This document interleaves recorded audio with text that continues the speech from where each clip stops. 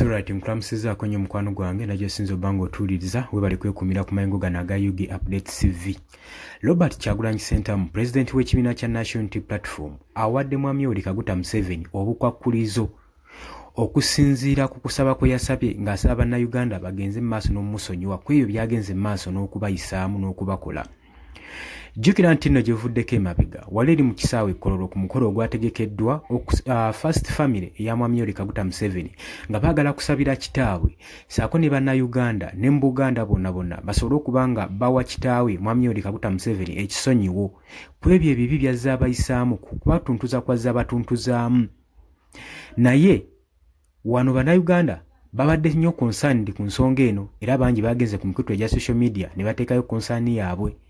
Era wano ne Robert Kyagulanyi Ssentamu, President w'ekibiina kya National Unity Platform, naye we yavudde n'ateekayo endowooza n'ateeka obukwakkulizo ku Mwami Yoweri Kaguta Museveni nti singa onooba oyagala bannayuganda bakusonyiwe bino wammanga.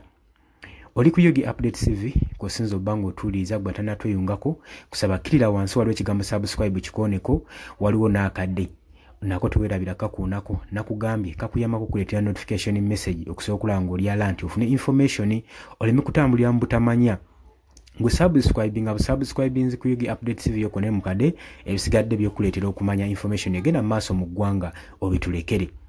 Abali mu diaspora mbalamusizaako nnyo mwe bali kwekumira ku UG Update CV mwabajja mu comment section ne muteeka endowooza yammwe ne mutangaza bannayuganda mbaagala nnyo era mbeebaza nnyo mwe bali mulimu gw'omukolo ogw'amaanyi ogwo ogubutaweera si kyangu wabula nammwe abasharinga ne mulayikinga nammwe mbatumiddeko nnyo mukola ky'amaanyi nnyo.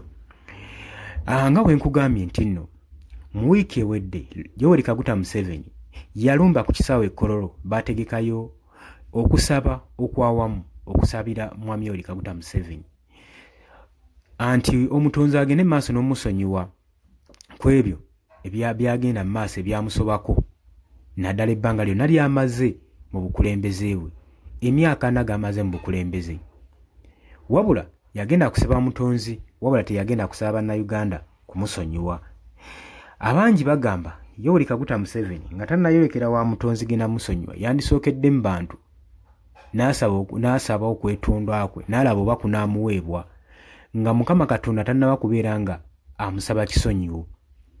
Wabula wano essaala empitirivu ze yasaba ne statement ze yakola zaleetedde omukulembeze w'ekibiina kino ekya National Unity Platform Robert Kyagulanyi Ssentamu, leader of opposition mu ggwanga Uganda, okutwala concern okugenda mu maaso n'okumuteekako obukwakkulizo. Yamugambye nti nno abannayuganda bajja kusonyiwa singa onoobeera otuukiriza ensonga emu lwaki bannayuganda bandibadde bakusonyiwa ku kakwakkulizo kano era kengenda okuba nga nkuwa. Robert Kyagulanyi Ssentamu tukimanyi bulungi nnyo mukulembeze mu kibiina ekya National Unity Platform era yali muyimbi mwe yava n'afuuka omufuzi awo yageetinga okumanyibwa ennyo n'afuuka popular ekiyitirivu ennyo mu byobufuzi mu Uganda era nga y'omu ku bakulembeze abali ku ludda olw'opposition oba oli awo Uganda saako ne East Africa beyinza okuba nga beyeesigamyeko obuvumu bwayolesezza courage saako ne determination gyayolesezza bukyanga ayingira byobufuzi. Achievements zaakoze okulaga ku bannansi nti obukulembeze abusobola era eggwanga asobola dikulaakulanya akoze ebyo gavumenti ebyagiremu okukola byemaze emyaka 4 ngigenda mu maaso n'okuba nga efuga oba nga etwala eggwanga lino mu maaso. Kakati Robert Kyagulanyi Ssentamu awadde Mwami Yoweri Kaguta Museveni obukwakkulizo nti bannayuganda basobola okusonyiwa naye lwakakwakkulizo kano ng'ogenda mu maaso n'okuba nga okola apology eri abantu bannayuganda ng'ebyo tonnabirowoozaako wandibadde ogenda mu maaso n'okuba nga olowooza ku bino wammanga. Jjukira nti nga bwe nkugambye sources ez'enjawulo za confirminze nga wa Mwami Yoweri Kaguta Museveni mu state we yagenze maaso n'okufukamira n'okusaba bannayuganda bagende maaso n'omusonyiwa ku nsobi zaakoze ng'ali mu buyinza oba ne gavumenti ye. Bino nno ebigambo byadronzeewo tension eri bannayuganda abasinga era ne babitwala ku mikutu gyabwe gya social media platform nga boogera ku nsonga eno. Abamu ku bo abagenze maaso n'okwogera ku nsonga eno mwe muli omukulembeze w'ekibiina kino ekya National Unity Platform Robert Kyagulanyi Ssentamu amanyikiddwa nga Bobi Wine. era yagenze maaso n'okukoola gavumenti eya mwami Yoweri Kaguta Museveni nga abagamba nti mba mwagala bannayuganda babasonyiwe, mugende maaso n'okukola ekintu kimu kyokka bannayuganda bajja basonyiwa. Mulekeraawo okubuzaawo bannayuganda, mulekeraawo okuwamba bannansi bammwe. Okusinziira ku lipooti eyaweereddwayo Robert Kyagulanyi Ssentamu, agamba nti yeno engeri yokka bannayuganda gye basobola okuba nga bakusonyiwa mwami Yoweri Kaguta Museveni, kulekeraawo okubawamba. Agamba nti nno tosobola kusaba kisonyiwo ate n'osigala ng'okyabuzaawo bannansi ng'abantu babuzaawo bawamba. N'amugamba nti nno sooka oteekinge kino mu oda, okomye okuwamba eri bannayuganda saako ne bammemba abali ku ludda olw'opposition. Awo bannayuganda bajja kusonyiwa.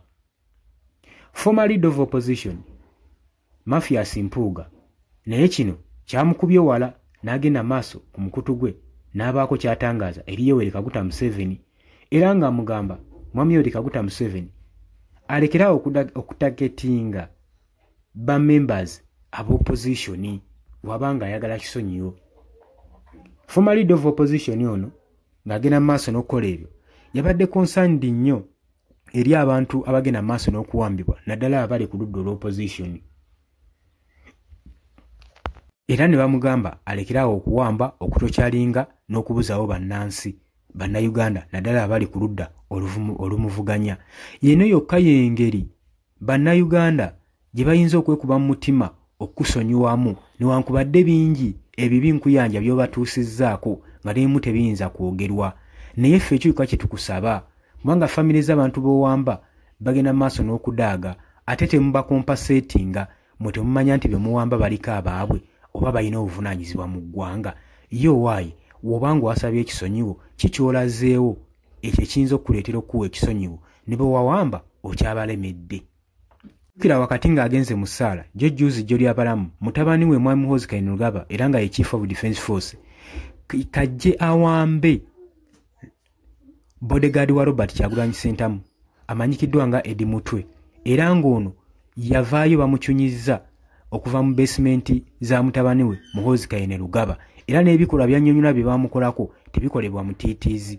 Kaakati ate n'oluvannyuma ne bamuggyeeyo ekifo ky'omuwulirizinga ne bamudetaininga mu poliisi paka kati tannateebwa, newankubadde ebitongole byonna bivuddeyo nga bipressurizinga Muhoozi Kainerugaba asobola okuba nga alirizinga Eddie Mutwe. Kino kyalemye ate ke kaseera ke kamu mwami Yoweri Kaguta Museveni agenda maaso n'okuba nga asaba ekisonyiwo mu bannayuganda. Olowooza asaanidde okuba nga bakimuwa? Olowooza ki ku nsonga eno? Kwanirizaako nnyo mu comment section. Abali mu diaspora mbatumiddeko nnyo, mbagala nnyo, mwera.